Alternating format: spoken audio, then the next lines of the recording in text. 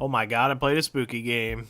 This week is Mouthwashing. Mouthwashing is a psychological horror game from Wrong Organ and Critical Reflex. The game released on the PC in September of 2024 and retails for $13. I've definitely seen this movie before, or at least I imagined it. Mouthwashing is about a 5-man crew of the Tulper, a shipping freighter on a long haul. Curly, the captain, Anya, the medical officer, Jimmy, the co-pilot, Swansea, the mechanic, and Daisuke, the intern. The crew is informed that this trip will be their last as they are being let go from Pony Express. Afterwards, the freighter crashes, Curly is extremely hurt, and the crew must fend for themselves. That's as much as I think I want to say, because any more talk may spoil integral sections of the story. Mouthwashing's narrative is grim, sadistic, and nightmarish, invoking themes that may make some incredibly uncomfortable. Right now, I think that Mouthwashing is probably the best psychological horror game that I've played in a recent time.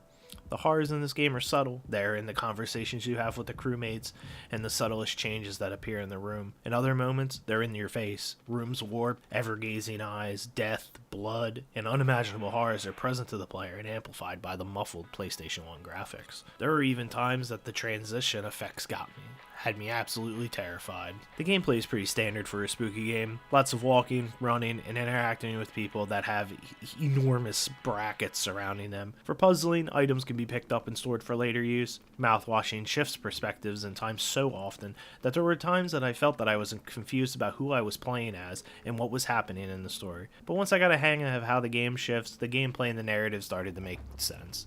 It is astonishing how well the PlayStation 1 graphics lend itself to the narrative. Darkness seems darker, and the gruesome sections are just somehow more gruesome.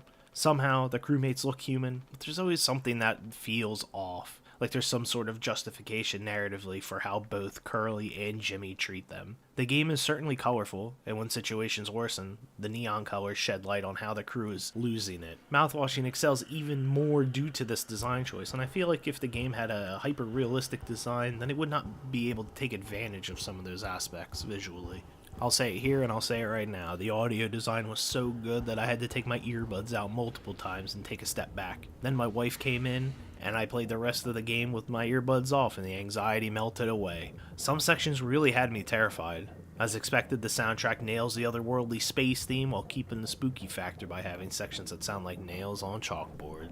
At the end of the day, Mouthwashing would have 100% made my top 10 of 2024 if I had played it when it came out. There's something about the narrative that just kept me hanging on. The setting had enough to keep me interested almost immediately. The characters all feel so real. The conversations they had and how they reacted to their incredibly shitty situation kept me hanging on until the end. And when it was over, I continued to think about it. Mouthwashing hits the atmosphere perfectly, looks and plays great, and it is the perfect length, clocking in at around 2.5 hours. Other than the perspective shifts giving me a headache, there's not a single bad thing to say about this fantastic video game. Thanks for watching. Make sure to like and subscribe. I like talking about indie games, and this gives me an avenue to do that.